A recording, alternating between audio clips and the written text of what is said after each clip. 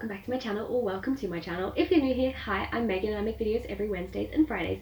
And this is George. This is his final week with us, but he'll be back next year. We are coming to the end of spooky season. Our final video for Halloween is going to be me rating all of the horror films that I've been watching over the last month. I'm also going to be rating series as well. I think there's only like 2 or 3 series that I've really been watching. For next year, for Halloween, I'm definitely going to plan a lot better, and there's going to be a lot more Halloween content because I feel like I didn't do a lot this year because I'm still new to this.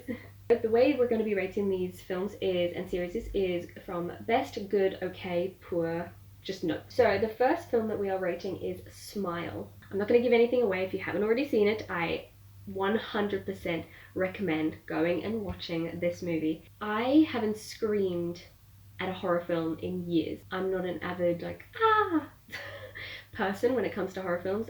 I'll jump and, maybe gasp, but never a scream. To be fair, I might have been screaming because my friend scared me as well, because she was like, she jumped heavily in the film. You know how sometimes music can prompt the jump scares?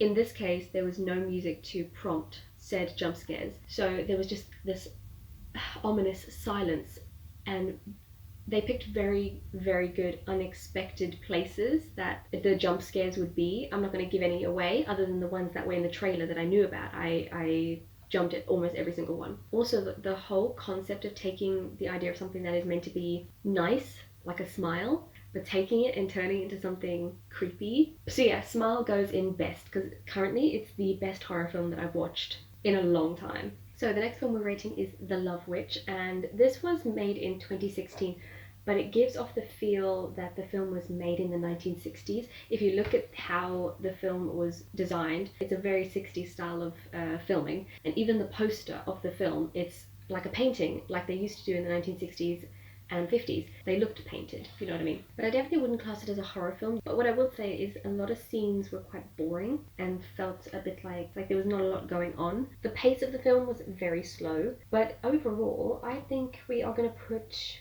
The Love Witch in good. I'll watch it again. Okay, so the next film is Ghost War.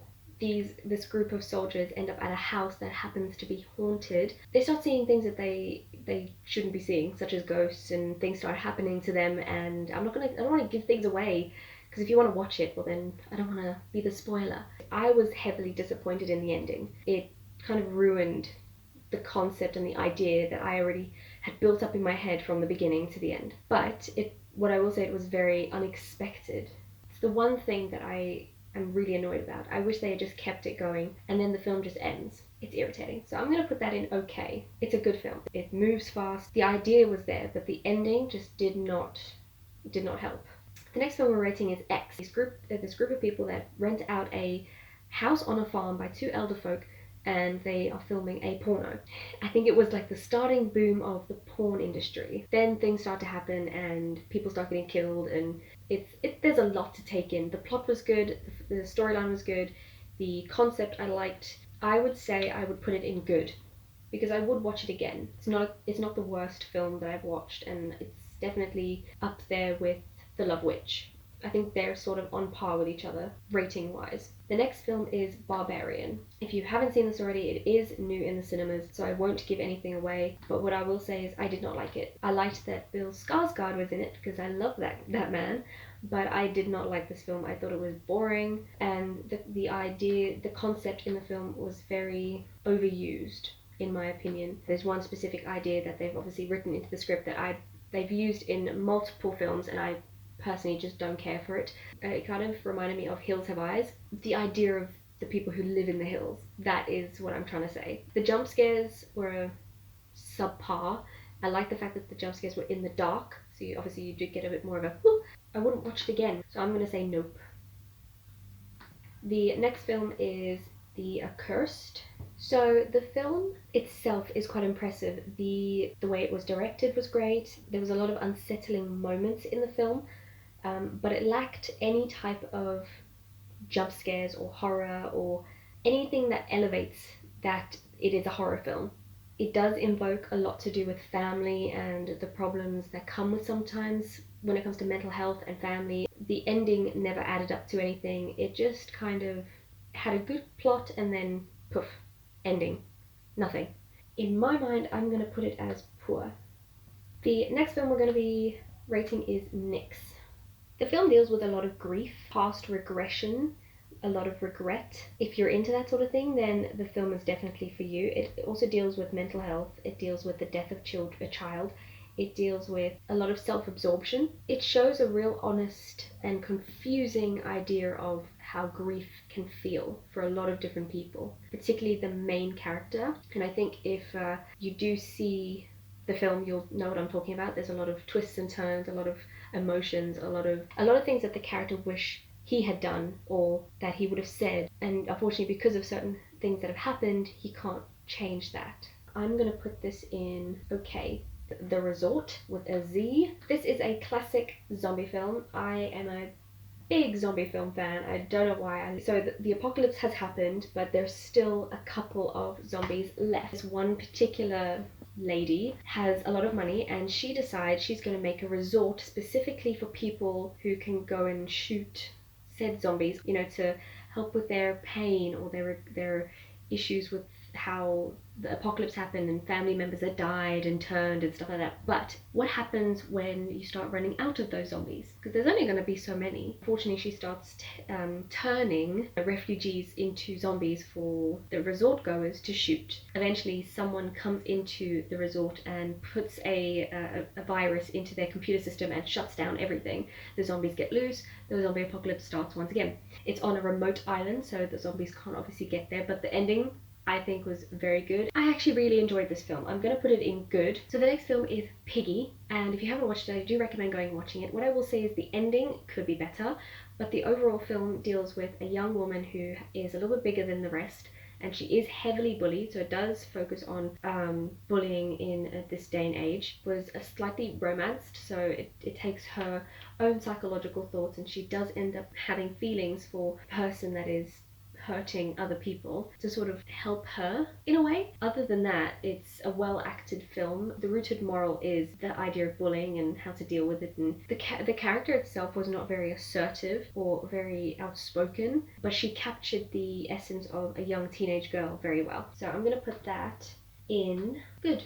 So the next film is The Resort with an S. It features 4 friends that go onto an abandoned resort on an island, and apparently the resort is haunted. So they go and explore. The one girl is a writer and she's trying to finish her book, and of course the friends are like, let's go. I think the unfortunate part is that it would have been a better film had it had a bigger budget, better makeup quality, better audio. Not that I can speak, my audio is quite bad, but better audio considering it is a film, and better writers, because the script writing was slightly aimless, which of course means the actors didn't have a lot to work with.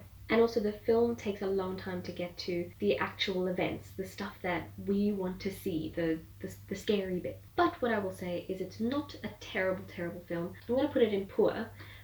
The next film is The Mist. I watched the series and I was just heavily disappointed in the film as I was in the series. At least the series had a bit more going on. It had more characters, it had more stories. I felt really sorry for the main female teenager. At least the series had something to go on, especially the ending. If done well, if they had the right writers, it could have gone on and it would have made a good series. The film, however, I liked the concept. I liked the idea of these alien spider creatures feeding on humans, you know, the ominous mist that comes along and people are like, what is this? The ending drove me nuts. I just thought that is so sad to have the father kill his family because he thinks that's it, that the world is done, and then you see the army drive past and it's like, what was the point? You could have just waited just a little bit longer. So I'm going to put that in poor. The next film we're rating is Cabin by the Lake. I like this film. One, because the main character maintains a creepy feel, and pardon how I'm going to say this, but I would have liked to have seen a few more individuals become part of his garden. If you haven't seen the film, I don't want to say what happens, but it's got a really eerie, creepy feel to it. I thought it was very well done. It has an original plot that I haven't seen before. It's got decent acting. It makes a very good thriller. I wouldn't classify it as a horror because there isn't any jumping. I would class it as a gore film rather than a horror film. It follows a screenwriter who is writing this film. He's got such bad writer's block, he eventually starts acting out what he's writing, you will probably see it has a lot of similarities to I Know What You Did Last Summer. It's produced by the same producer, and it does have a lot of cliches that I noticed in I Know What You Did Last Summer. I'm gonna put it in good. Hashtag alive. Korean filmmakers, they know how to make a decent horror film, and they know how to make a decent zombie film. Their plots are amazing, script writing amazing. I do like that they don't dwell on how the outbreak happened. The character just goes to sleep the main character just goes to sleep one day, wakes up, and then the apocalypse has happened, and they put it down to a virus. And in the end, the two characters do manage to get away. I'm not going to tell you how they get away, but you'll have to go and watch it if you want to know. And the ending was pretty basic. The rest of the film, really gripping. Is it as good as Train to Busan? No, but it is good in its own right. So I would highly recommend going and watching it. I'm going to put it in good. Fear Street trilogy. Very well structured. The acting was good. The story was good. The correlation between each of the stories was really well done, and how they linked each one. Sarah Fear, who was killed in 1666, and obviously we only know that right at the end. We finally find out that she wasn't the witch, and she didn't really curse anything. It was the family, a different family and stuff like that. But I liked how they went from 1994 to 1978 to 1666. It really played in well all of the different eras, and they hit every sort of mark that I enjoy. The idea of hauntings, possession, sleepaway camp type horror, I love that sort of stuff. And then going back into centuries ago, that type of horror that hits different when it's in an era that no one knows what to do. And I like the fact that all the stories correlate, and they tell you almost like a flashback of how the Fear Street story sort of began. And my favorite part is that because it's a trilogy, I'm glad that they ended the film in a decent way. So I'm going to put this in good. I'm running out of space. The next series we are going to be focusing on is The Watcher, and without even beginning to say why, I'm just going to put this in best. I know the story of the real family, and I know the concept of, you know, the fact that they got letters and they never found out who it was. I really enjoyed this series. I binged it. It was so good. The acting was good. I like the fact that they used one of the original letters. The main characters never found out who the Watcher was, sticking to how the original family felt. And I liked the idea that in the end, if you haven't watched it, I'm very sorry, that the Watchers eventually become the people that lived in that house, who were so consumed with not knowing who was watching them, that they become the Watchers themselves. And then when he used the name John, I was like, dude, you're gonna make them feel like they're crazy. I really, really liked it. And then it also made me want to go and rewatch the documentary. So our last series to rate is All of Us Are Dead. It's a Korean drama, and let me tell you, it's actually the best zombie series I've ever watched. I used to love The Walking Dead, but then The Walking Dead became stupid. Also, one other thing about this series is the acting is so good. The makeup was good, the special effects were good. I think overall, it's just one of those series that I'm going to be rewatching and rewatching over and over. I'm going to put All of Us Are Dead in best, because it's so good. But yeah, those are my top picks of all of the horror films and series that I've been watching over the last month. I'm hoping to do this again next year because I really thoroughly enjoyed it. I mean, I watch horror films throughout the year, if I'm honest. This isn't something new. But I hope you guys have a lovely day. If you have any questions, but if you found those films interesting, do tell me. And if you didn't like them, tell me. And yeah, and I shall see you in the next video.